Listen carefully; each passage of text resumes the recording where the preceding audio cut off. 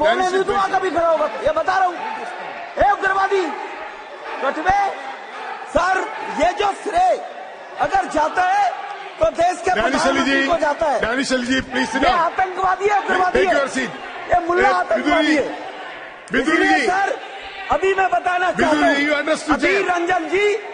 अधीर रंजन जी अभी शोर मचा रहे थे, लिस्ट पढ़ रहे थे, उस लिस्ट में अधीर रंजन जी। जिस मुसलमान ने इस देश को मिसाइल दी, क्या वो अब्दुल कलाम आजाद मुसलमान नहीं थे? ये बताइए ना आप मुझे। आप बम फोड़ने वालों को हिंदू और मुसलमान से कंपैरिजन करते हैं। मैं कहता हूं कि आतंकवादी की ना कोई जाति होती है, ना धर्म होता है और ना ही कोई मजहब होता है।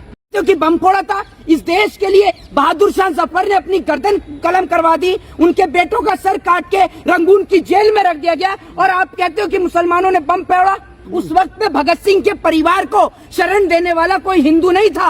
आपको एक बात बता दूं कि जब भगत सिंह ने असेंबली के अंदर बम फेंका तो उनके परिवार को किसी हिंदू ने शरण नहीं दी। जिसने शरण दी वो एक मुस्लिम थे जिनका नाम था हबीबुर रहमान लुधियानवी, जिन्होंने उनके परिवार को शरण दी। क्योंकि बम फोड़ा था इस देश के लिए, बहादुर शाह जफर ने अपनी गर्दन कलम करवा दी, उनके बेटों का सर काट के रंगून की जेल में रख दिया गया, और आप कहते हो कि मुसलमानों ने बम फोड़ा।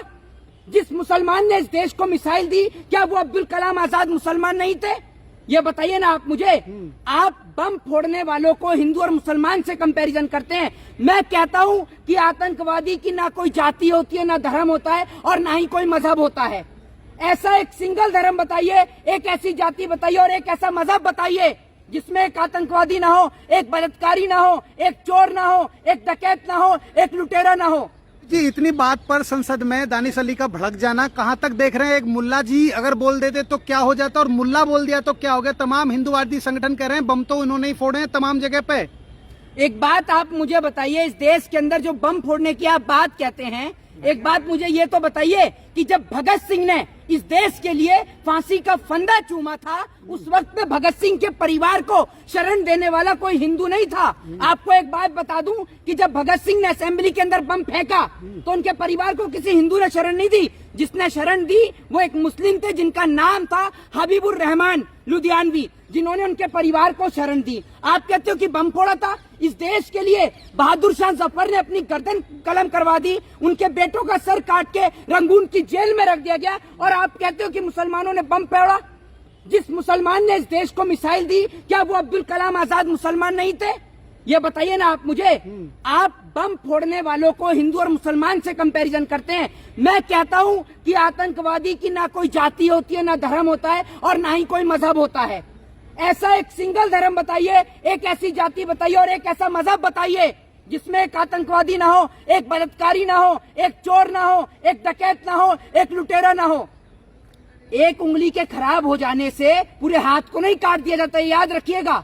पर संसद की पंचायत में अगर सांसद ही रो जाएगा तो वो आम जनता की क्या हिफाजत करेगा? ऐसा रोना कहां तक ठीक है? बात आप मुझे बताइए, जिस प्रकार के शब्दों का इस्तेमाल रमेश गालिबाज जी ने इस्तेमाल किया है, वो शब्दों का इस्तेमाल तो सड़क पर भी नहीं होता है। जिन शब्दों का इस्तेमाल इन्होंने मेंबर ऑफ पार्लियामेंट के दौरान, पार्लियामेंट जिसको लोकतंत्र का मंदिर कहा जाता है, आज ऊपर बैठे बाबा साहब की आत्मा भी रो रही होगी ये सोचकर कि जिस संविधान का मैंने, संविधान सभा का मैंने गठन किया, जिस देश के संविधान को मैंने लिखा, आज मेरे उस देश के संविधान को तार तार किया जा रहा है। और ऊपर बैठ के राजगुरु सुखदेव और भगत सिंह भी रो रहे होंगे कि हमने किनके लिए इस देश में फांसी का फंदा चूम लिया, जो आज भी आपस में लड़ रहे हैं। और आप कहते हैं कि बम फेंकने वाले मुसलमान होते हैं। एक बात मुझे बताइए, वो अशफाक उल्लाह खां कौन थे जिन्होंने इस देश के लिए फांसी का फंदा चूमा? क्या वो मुसलमान नहीं थे? इस देश को 5 टन सोना देने वाले मीर उस्मान अली, क्या वो मुसलमान नहीं थे? दीजिए ना आप इन सवालों का जवाब। पर जनता के बीच में तो फिर इनको ऐसा नहीं होना चाहिए ना, रोना धोना। एक बात आप मुझे बताइए, अगर उन्होंने बोला तो उनको भी जवाब देना चाहिए था। आज भारतीय जनता पार्टी को, जो भारतीय जनता पार्टी एक चीज कहती है ना कि हिंदू को जागने की जरूरत है, हिंदू को जागने की जरूरत है, मैं कहता हूं कि बिल्कुल आज हिंदू को जागने की जरूरत है और भाजपा की सच्चाई को देखने की जरूरत है। आज भारतीय जनता पार्टी को मैं आपको बता देता हूं, पूरी तरीके से आज एक्सपोज करूंगा। एक और इस देश के अंदर लोग सोचते हैं कि भारत देश में गाय को, यानी गौ माता को राष्ट्रीय पशु घोषित क्यों नहीं किया जाता है।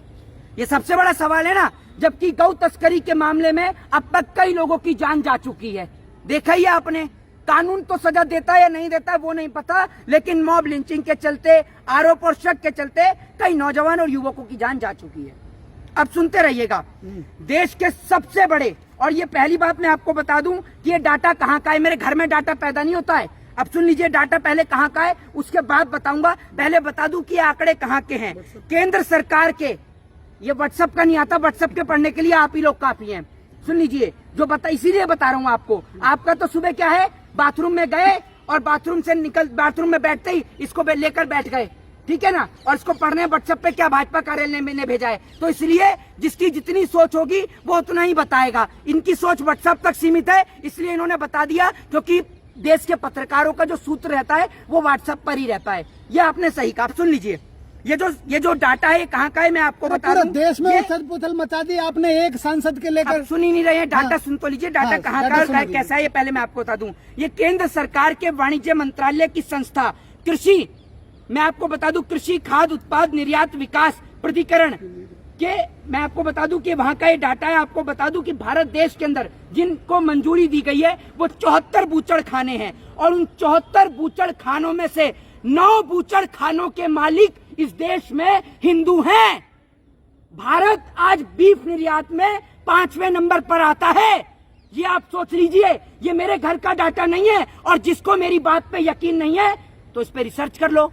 रिसर्च खैर आप नहीं कर पाएंगे। और आज बड़ा एक हंसी का विषय हो गया, कनाडा के चलते इनको कनाडा बैंक पर विरोध करना था भाजपाइयों को।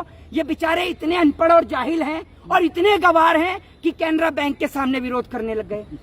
पढ़े लिखे ही नहीं है, इनको कनाडा और कनाडा में फर्क ही नहीं समझ में आता। ये इतने मानसिक संतुलन खराब व्यक्ति हैं। अब सुन लीजिए, भारत देश के सबसे बड़े बूचर खाने के मालिक एक हिंदू हैं। सुन लीजिए, और जिसका नाम क्या है। सबसे पहले मैं आपको बता देता हूं कि बूचड़ खाने का नाम क्या है, ये बता देता हूं आपको, ठीक है। इनके मालिक का इनका जो नाम है कंपनी का, वो नाम है अल कबीर प्राइवेट लिमिटेड कंपनी। ये इनका नाम है अल कबीर। अब अल कबीर से लोगों को लगेगा ये तो मुसलमान की है, नहीं, बिल्कुल नहीं। इसके मालिक एक हिंदू हैं जिनका नाम है सतीश सबरवाल। और आपको बता दूं, बीते साल में इन्होंने 650 करोड़ रुपए का व्यवसाय किया है बीफ से। आप सोच लीजिए कि 650 करोड़ रुपए इन्होंने बीफ से कमाए हैं। इसलिए भारत देश की सरकार गौ को राष्ट्रीय पशु घोषित नहीं करती, क्योंकि भारत देश में एक आम जनता को गौ तस्करी के मामले में मार दिया जाता है, और एक व्यवसायी, एक बड़े लेवल का उद्योगपति इसी बीफ से 650 करोड़ रुपए कमाता है। अब सुनिए दूसरी कंपनी का नाम है अरेबियन एक्सपोर्ट।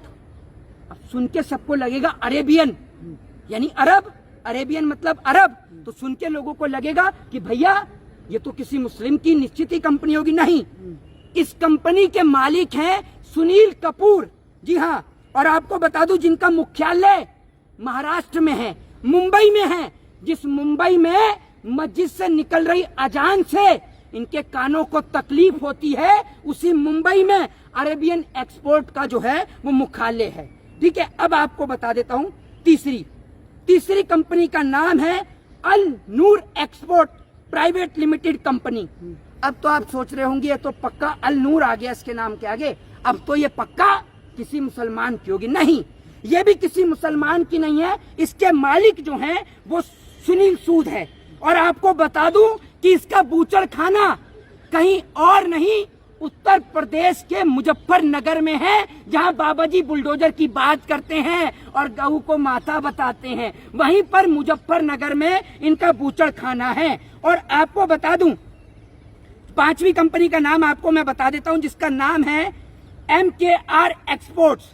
इसके मालिक जो हैं वो मदन एबर्ट हैं, जिनका मुख्यालय दिल्ली के अंदर है, ठीक है। छठी आपको बता देता हूं AOV एक्सपोर्ट, ठीक है, जिसके मालिक का नाम है OP अरोड़ा, ठीक है। अब सुन लीजिए, इनका जो बूचड़ खाना है वो भी बाबा जी के क्षेत्र यानी यूपी के उन्नाव में है, ठीक है। अब मैं आपको बता देता हूं standard frozen foods export private limited company, जिसके मालिक का नाम है कमल वर्मा। क्या नाम है? कमल वर्मा, जी हाँ, कमल वर्मा इनके मालिक का नाम है, जिनका बूचड़ खाना यूपी के उन्नाव में और दफ्तर हापुड़ के शिवपुरी में है। कहां पर?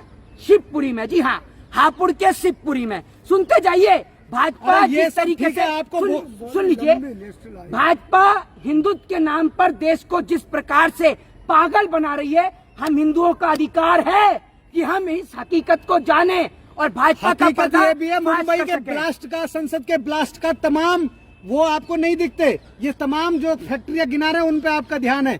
मुंबई अटैक याद है या नहीं है? संसद अटैक याद है आपको? नहीं, किसने किया? अब अगर सुनते एक जाइए। आदमी को संसद अरे में बोल दिया, सुनते देश जाइए। में जगह जगह आप आंदोलन करेंगे। बिल्कुल, मैं पूरा क्यों नहीं देश करेंगे? reset कर दिया क्यों आपने। नहीं करेंगे? हमारे देश का भाई है, हमारे देश का भाई है। कल को अगर आप जैसे पत्रकार को इस देश में देशद्रोही कहा जाए और उसके बाद में पूरा देश यही कहे कि आप एक ही पत्रकार को तो कहा है, क्यों आप प्रदर्शन कर रहे हो, तो आप ये कहोगे वो व्यक्ति जिसको देश की जनता ने चुन के गुजर सांसद है, पार्लियामेंट आगे में गुस्सा भेजा है। हैं? गुजर सांसद है, आ गया गुस्सा। गुजर सांसद है, गुजर समाज समर्थन कर रहा है इस बात का। ये बताइए आप मुझे। अब एक बात मुझे बताइए, तो कल को अगर वही गुजर सांसद, अगर आप उनसे सवाल पूछने जाएं और खोल के जूता आपके मुंह पर मारे 5 जरा खींचकर, और उसके बाद आप ये बोलेंगे कि गुजर सांसद थे, गुस्सा आ गया तो मेरे मुंह पर एक 5 ही मारे। एक सांसद है जिसने बड़ी हरकत हो दिया। है? बहुत बड़े समाज सेवी हैं। कौन? हिंदुओं का एक सांसद, हिंदुओं का एक ही भारी पड़ सांसद गया। है। ये मुझे बताइए, एक रमेश मिनट। बिदुड़ी। अखिलेश यादव मुसलमान हैं? अखिलेश यादव मुसलमान हैं? ये तो बताइए आप मुझे। आप जो कह रहे हैं कि हिंदुओं के सांसद हैं, एक बात मुझे बताइए, अगर मुसलमान को ये कह रहे हैं कि आतंकवादी, उग्रवादी, मुल्ला और कटुए, तो आतंकवादी और उग्रवादियों को पूरे देश भाजपा में ने, विरोध हो रहा है। अरे सुन आप तो ले कहाँ भाई, चले जाते थे ओ संसद में भैया, अटैक हुआ ओ था? सुन तो ले, मेरी बात तो सुन ले। उसी भाजपा के सांसद को तुमने दामाद क्यों बना रखा है? शाहनवाज हुसैन को बताओ ना, शाहनवाज हुसैन को क्यों दामाद बना रखा है? अब क्यों मुंह पलट रहे हो? जवाब दे दो, क्यों बना रखा है दामाद? मुख्तार अब्बास नकवी को क्यों बना रखा है दामाद? और क्यों? कलाम के सोच वाले है? कसाब के सोच वाले नहीं है। अच्छा, तो जो क्या कहते हैं कुंवर दानिश जो हैं, वो क्या कहते हैं कसाब की सोच के हैं। सामने देख के बात हैं? करिए। एक मिनट ये कुंवर दानिश जो है वो कसाब की सोच वाले हैं। अरे थे तो सब मुस्लिम ही। एक मिनट चुप रहिए। एक अब्दुल कलाम आजाद मुसलमान नहीं थे क्या? अशफाकुल्ला खान मुसलमान नहीं थे क्या? बहादुर शाह जफर मुसलमान नहीं थे क्या? मीर उस्मान अली मुसलमान नहीं थे क्या? गांव में अच्छे हैं? बुरे लोग होते हैं, ऐसा नहीं, नहीं ये इनको बताइए ना। आप कह रहे हैं वो, मेरे को ये बताइए, आपने जो शब्द बोला है, इस सवाल का जवाब दीजिए। क्या वो कसाब की सोच के हैं दानिश अली? हैं? क्या वहाँ पर नहीं? मुझे बताइए, जिस क्षेत्र से वो आए हैं वहाँ हिंदुओं का वोट नहीं है, बताइए ना आप मुझे। हैं? तो फिर क्या हिंदुओं ने उनको चुन के नहीं भेजा? बीजेपी ने बोला है, बीजेपी तो कल को ये कहेगी कि ये जो कुत्ते ने गोबर कर रखा है, ये गोबर नहीं है, च्यवनप्राश है, चाट लोगे उठा के। बीजेपी कह रही है, शब्दों ये की बीजेपी का मर्यादा पीए तो लग रहा आप ही है, खत्म कर रहे हैं। अपना पता नहीं रहता ना, बीजेपी का पीए लग रहे हैं और हंस के दिखा रहे हैं इस बात के शब्दों लिए। की मर्यादा तो आप भी खत्म कर रहे शब्दों हैं। की मर्यादा हमने कौन सा अब शब्द बोल दिया? आपको तो बड़ी दिक्कत हो गई पर जब देश में तमाम आतंकवादी। डिस्टर्ब तो नहीं करना चाहिए ना, तमाम जगह सब हर पार्टी। अच्छा, जो आज अगर विपक्ष डिस्टर्ब नहीं तमाम किया, निकल के नहीं, आगे। अगर मैं तो कहता हूं कि देश में सदन में बैठे जितने भी सांसद हैं सबको इस्तीफा देना चाहिए दानिश अली के समर्थन में। जय हिंद, जय भारत, वंदे मातरम।